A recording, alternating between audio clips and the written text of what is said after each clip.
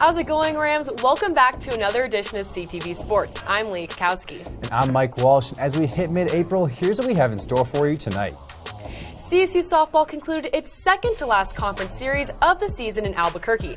Catch how the Rams fared against New Mexico. The annual Green and Gold game is just 4 days away. See how Coach Norvell and company prepared for it last weekend. And lastly, what's a spring calendar without baseball? Dylan Heinrich dives into the club team here on campus. All of that and more on CTV Sports, which starts right now.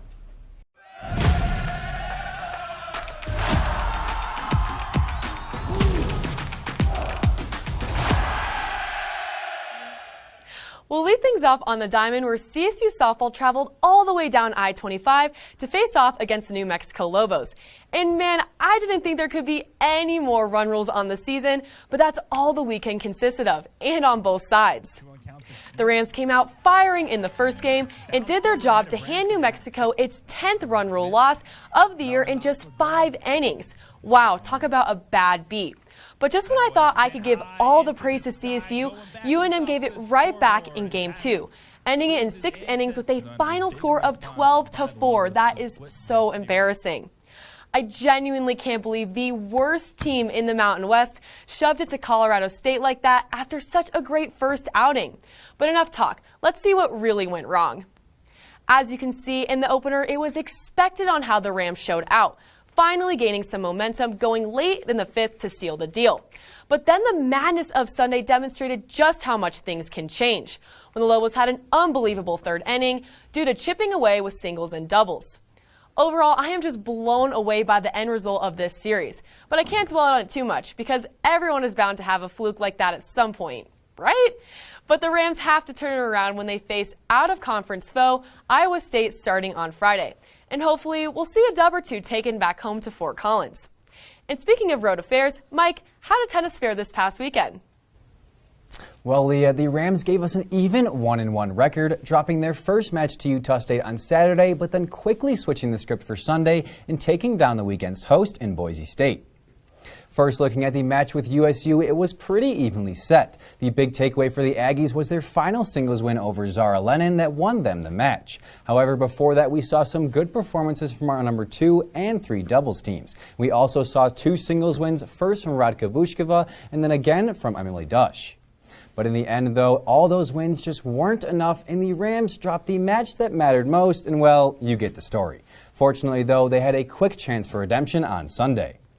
And the Rams didn't waste that chance this time, beating the Broncos 4-2. We again saw big wins from the doubles teams, first from Ekton and Lennon, and then again from Rikhterova and Jajinskaya. And they weren't alone, as the Rams stole 3 singles wins to complete the victory, as Dush returned to the lineup this weekend and won both of her matches convincingly. The Rams may not have won the weekend, but they didn't lose it either. Overall, a productive stretch and some quality tennis was played. I'm just happy they snapped their 3-match skid. Up next, CSU finally returns home after 2 consecutive series on the road, welcoming New Mexico and Air Force. This is the Green and Gold's last pair of matches before the Mountain West Championships the following week. But that's enough about the women on the outdoor courts. Leah, what's happening with volleyball? Well, Mike, CSU spring training came to a close last Saturday when the Rams met a pair of Denver schools. Late in the morning, they dueled the DU Pioneers, immediately followed by Metro State in the afternoon. And these 2 friendlies seemed a bit different than the others, mainly because it's the last time the Rams will face outside competition before, get this, they host Kentucky and Stanford on opening weekend. What? And what's more, the Rams will battle 10 more NCAA tournament teams from a season ago in the non-conference, making their early schedule one of the toughest in the country. And this only emphasizes the value of seeing as many rotations as possible in the offseason, which is what head coach Emily Cohan gave us a lot of against DU and Metro. Overall, we won't see volleyball hit the court until next school year in August, but be ready because it'll come sooner than you think. And do you know what else might? Washington State in Campus Stadium on September 2nd. Mike, fill us in on the gridiron. Thanks, Leah. And we are just a few days away from CSU football's biggest event of the spring, the Green and Gold game. But the Rams have been hard at work all offseason long, so this upcoming game on Saturday is just another opportunity for improvement. But first, let's look back at this past Saturday's practice and what went down. In it, we saw the Rams play their second scrimmage of the spring, and although we witnessed some costly interceptions thrown by starter Clay Millen and his backup Braden Fowler-Nicolosi, the overall feeling of the day was positive. Giles Pooler, another backup behind center, ran not one but two quarterback sneaks, and both of them worked. And as I said earlier, there were interceptions, but for the defense, that is the best possible outcome. Rams DC Freddie Banks has a goal of 3 forced turnovers per game in the fall, and this past Saturday, his unit did just that. So from flashy offensive plays to excellent defensive pressure, I'd say the second scrimmage of the spring was a success. But as always, the team can improve in a multitude of ways every day. Here's head coach Jay Norvell with his thoughts on the scrimmage. I just think we're on the right track. I think, our biggest thing was just eliminating negative plays. That's what killed us a year ago. The minus yardage plays, the sacks, and the turnovers. And we're running the ball effectively. And to be honest, we don't really have our backs out here right now. And so, I love our guys that are walk-ons. Our walk-on running backs have had a good spring. And we're As Norvell keeps adding to the positive outlooks, Ram fans all over might start to feel some hope. And one of the Rams' biggest pieces down in the trenches, in Drew Moss, had this to say after practice. The pressure is good. I love the pressure, The 3 new guys, me, Savion, 4 new guys. They're putting a lot of faith in us, and we love the pressure. We just want to get better every day. It's just, I want to prove to all these fans that we can win the championship. Really awesome to hear some positive words from everyone on the football team, and hopefully they can spread that to the rest of the team. But if you want to hear how the green and gold game went, be sure to tune in next week on Tuesday night. And Leah, I can't believe we are already reaching the spring game. What are you looking forward to come Saturday? Mike, I'm just excited to watch football again. You've been able to go out to these practices, which is really awesome, but I'm just super excited to watch football. And I'm not going to lie to you, some of these practices, there's definitely coaches that step in and stop the play. So this weekend will be the first time we see just consecutive and good football. Yeah, and I'm excited to see all the new guys, too. I think it's going to be great. Definitely. And while we could keep talking about football, let's transition back to some spring-designated sports, which one is track and field. Colorado State squared up in California for 6 contests over the course of 4 days. The Rams distance team competed at the Brian Clay Invitational, while the sprinters, jumpers, and throwers all finished in Long Beach. Let's begin in Azusa, where one distance runner stood out. Coming off a stellar indoor season, grad student Sarah Carter transferred her dominance into the sun. The reigning 2-time Mountain West indoor champion broke the outdoor school record in the women's 5,000-meter run, clocking at a time 4 ticks under the previous record.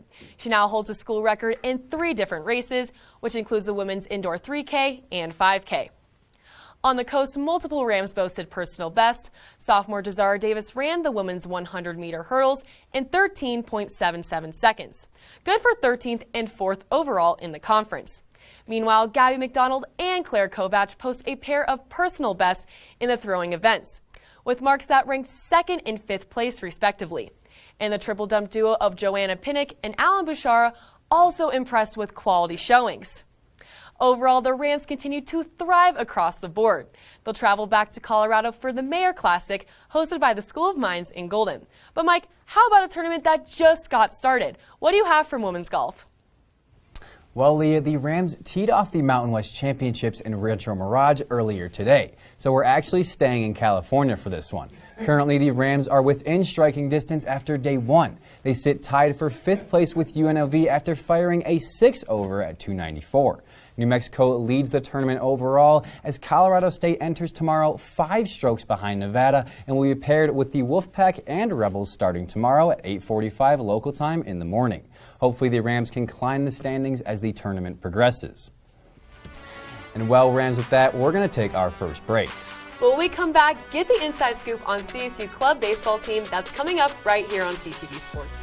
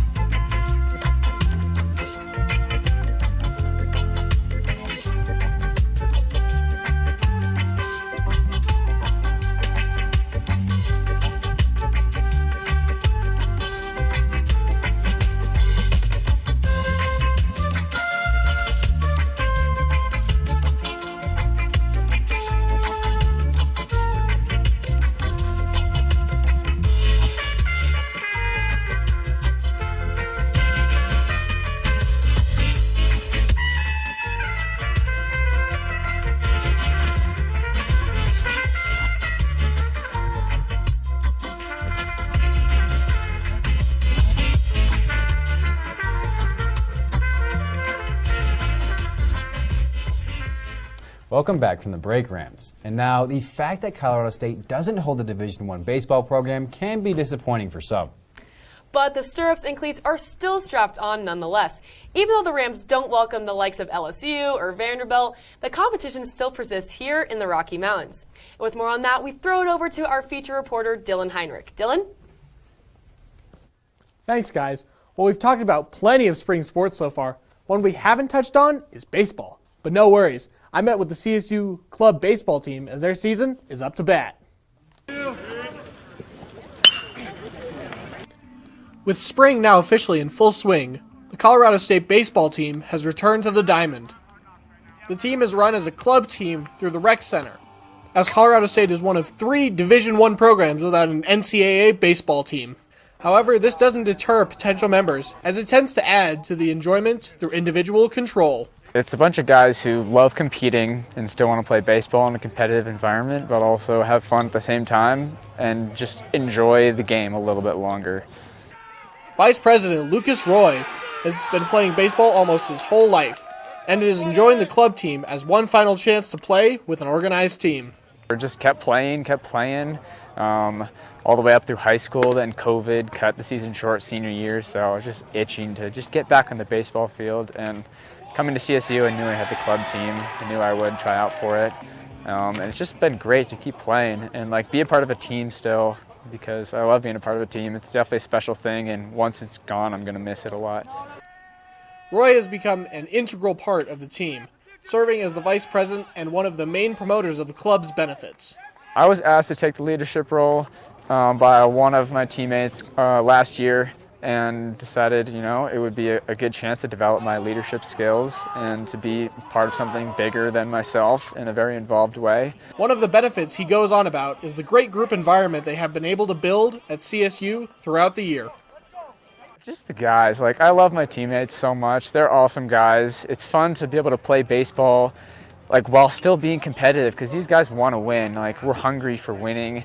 At the same time, we realize we don't have much longer left to play, so we're just going to make the most of it while we can. Boys, Rams on 3. 1, 2, 3. Rams! To support the team, check them out on Instagram or Twitter at CSU Baseball as they wrap up their regular season and look ahead to a potential bid in the regional tournament. Mike and Leah, back to you. Mike, I'm a huge baseball fan. Yeah, I know. I had a great family friend on the D1 team before they ended up cutting it, so I'm glad that there's still baseball around. At least they're still showing support. We got softball, so Exactly. That's something. It's something, but we definitely should have a baseball team here for sure. 1,000% agree. Yeah. But Rams, that's all we have for you on the diamond. But when we return, Mike and I will give you basketball updates from the transfer portal and CAC's closeout, so stick around because you certainly won't want to miss it. This is CJ, the CEO of CJ's Produce. I'm the muscle, she's the brains. It works. My great-grandfather has owned the Brantley Estate since the early 1950s. It has stayed in our family, and we're trying to make him proud. We had plenty of food and love, and that's what got us where we are today. Mama Tia is my grandmother. She was actually the first in the family to get vaccinated. I was afraid. Leslie was going to get the shot. I came up with every excuse anybody else would say. My grandmother got her shot. When I saw how strong she was, it was like, I'm a healthy young man. Why can't I? Did I have reservations? Absolutely. But doing your research, weighing the options of what works best for you, getting the vaccination is helping your fellow brethren, regardless of how you may disagree with them. CJ has been the motivation for a lot of things. He needs his father there to show him how to become a man. So I am fully vaccinated. I have somebody counting on me, so we made the leap. How's it going, Rams? And welcome back to CAC's Closeout. While college basketball may have concluded the 2023 season, the transfer portal is still in full motion. That said, I'll be discussing some new additions CSU women's basketball will be expecting come fall. All of that and more on CAC's Closeout, which starts right now.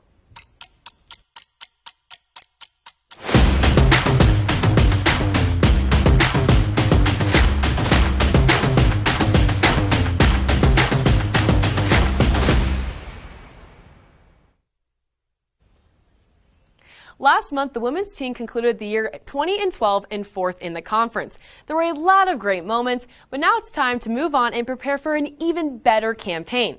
And with new success comes some new faces.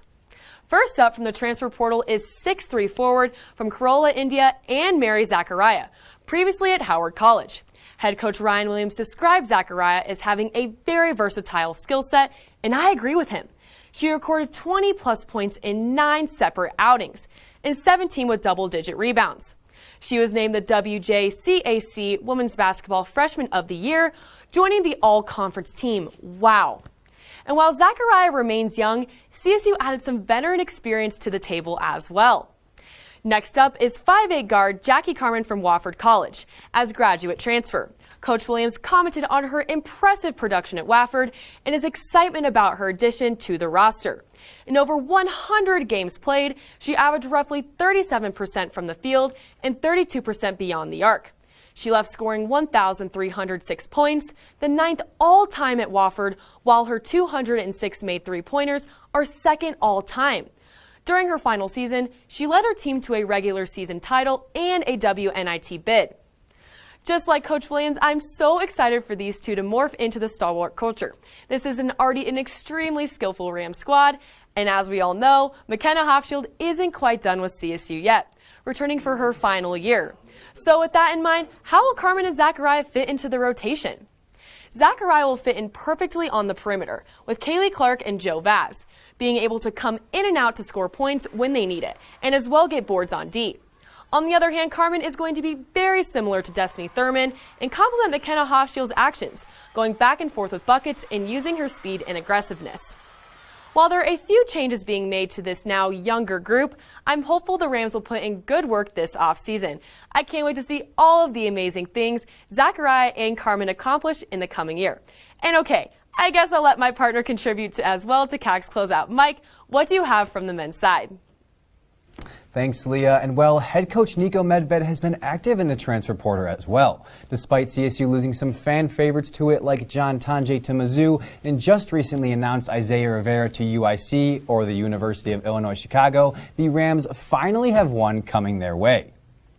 Joel Scott, a 6'7" forward who played his last 4 years at Black Hills State University, is hiking to Fort Collins. Scott is the reigning Division II Player of the Year to go along with a multitude of other awards, from being named an NABC All-American to setting all kinds of records at BHSU, including total points and rebounds in a single season.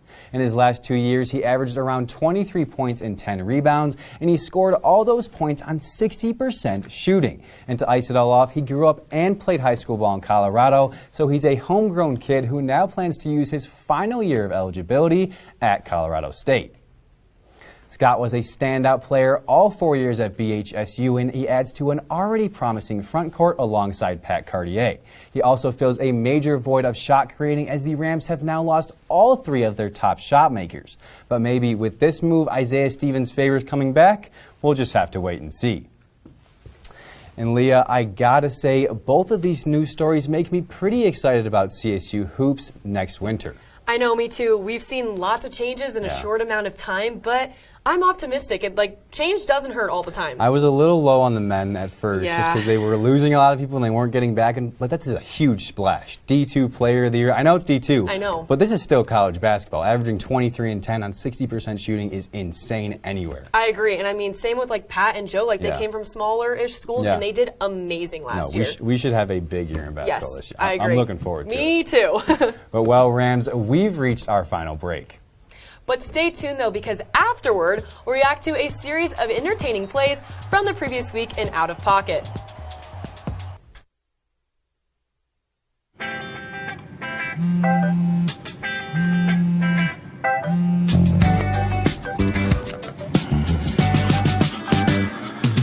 Baby, you see, you're so right for me, and I'm right for you. I love the things you do. Like sweet tasting wine, your lips are so divine. Your loving turns me on. My lonely days are gone. That's why I'm never gonna let you go. Never gonna let you go. Babe, I'm never gonna let you go. No, no, never gonna let you go. Baby, never gonna let you go. Never gonna let you go. Babe, I'm never gonna. Here you go. Thank you. Thank you.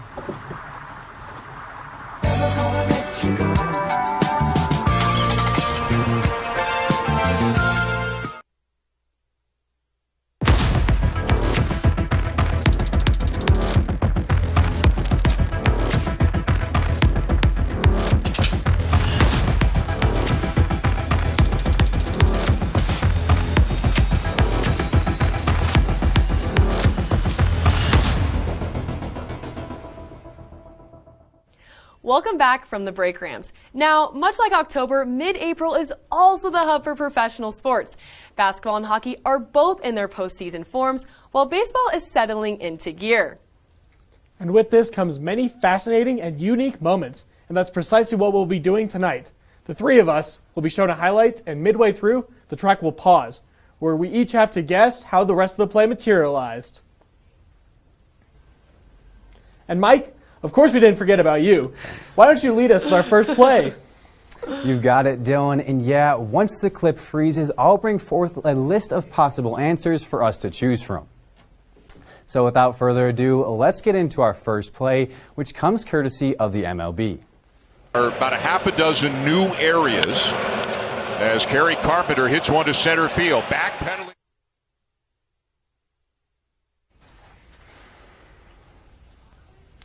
Okay, so our answer choices are A, he scales the wall and falls down, B, he robs the potential home run, or C, the ball hits the top of the wall. I'm going to go with B here. I think he's going to rob this one. Just by the way he's running, I think he's going to rob this one. But Dylan and Leah, what do you think?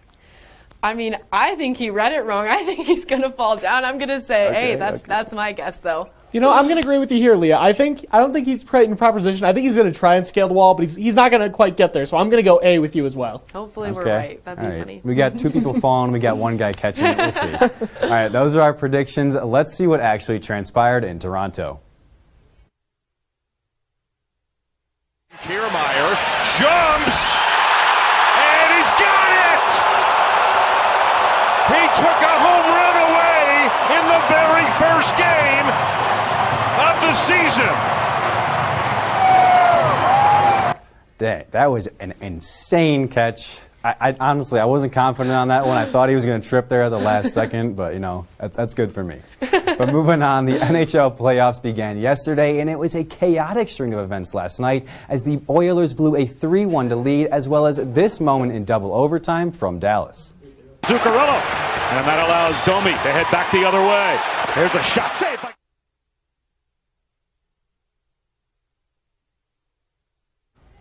Okay, our answer choices for this one are A, the Stars score and win it in OT, B, the Minnesota goalie makes an amazing save, or C, the Minnesota defenseman saves the day. Dylan and Leah, I'll go to you first. What do you think? Well, I was clearly wrong on the last one. Both of us were not even close, but I don't know. I'm going to give it to the defenseman. I'm going to go C. I think the defenseman's going to save the day on this one. I'm going to agree with Leah here. I definitely think that defenseman, he was giving it all. You can see that he's starting to dive for that play. I'm going to give it to him. I got faith in the Minnesota defender. Don't trust me. It didn't work out last time. What do you think, Mike? You know, I think I'm going to go with the same with you guys there. I think that stick was almost like already in line with that puck, so I think he's going to get that one. But that's what our hockey brains think. Let's see what happened. Gustafson, the rebound, high and wide from Marchman, and it's up into the netting, I believe, and out of play. I think Brock Faber may have saved the game. Oh, yeah. What a defensive play by the youngster. The rebound by Gustafson off the initial shot by Dellandrea. Marchman with the game on his stick. All right, you guys were confident with that one. I was pretty confident with that one. So, hey, there we go. We all three got that one. It worked out this time. Yeah, Mike's batting 2 for 2 over there. I know. Here we go. But on to our third play. Unlike the NHL and the NBA playoffs have been rolling for a week now, and our Denver Nuggets are the 1 seed out of the West playing the Sacramento Kings. Got his own rebound strip.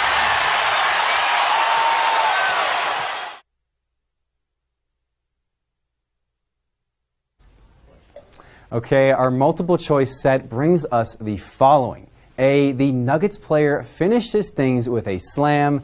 B, the Timberwolves draw a charge. Or C, Minnesota recovers for an incredible block. I'm going to start this one off, and I'm probably going to go with a block here. I just feel like his positioning was a little off here. What do you guys think? Okay, this is really early in that game, so I'm trying to remember, but I do remember Michael Porter Jr. having kind of an insane dunk. I couldn't see where he was on the court there. I'm going to say dunk, just because I like seeing dunks. I'm going to agree with you here, Leah. I know you and I are on the same page. I remember watching this game, and I remember that spin move vividly, and the only thing left is the dunk.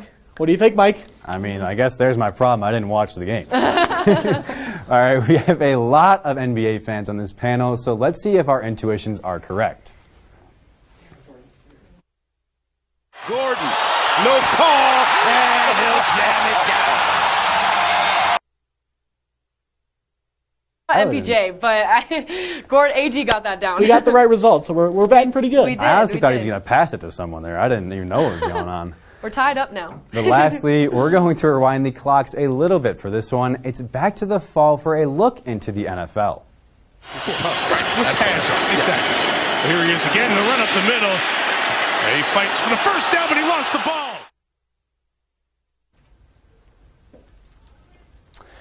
Okay, a little interesting of a play there, but with that, our answer choices are A, the Chargers recover the fumble, B, the ball flies way out of the pile, way downfield, or C, the Dolphins return the fumble for a touchdown. I think I remember seeing this one, but I'll go to you guys first, see what you guys think. Dylan, I'll let you start. I'm going to use my intuition here. I remember Tyreek Hill getting a crazy play, and I could see him sneaking around that pile, and so I'm going to say that Tyreek Hill of the Dolphins picked this up and then just uses his speed to get that touchdown, so I'm going C. I didn't watch a whole lot of football, especially the Chargers, so I'm going to just wild guess. I think the ball flies out of the pile. Yeah, way downfield, same exact thing. Wait, that's what you said, right? Or did you say C? He said C. You said C. Sorry, B. That's my answer. Okay, I'm also going to go with C here. I think I remember this one. I could be wrong, but let's reveal exactly what happened in L.A. Gilman kicked it out. It's still free. Tyreek's got to look out. Tyreek Hill might go. Tyreek Hill was right on the spot, and he's gone for a touchdown. Unbelievable. Unbelievable, Tyreek. The ball finds him.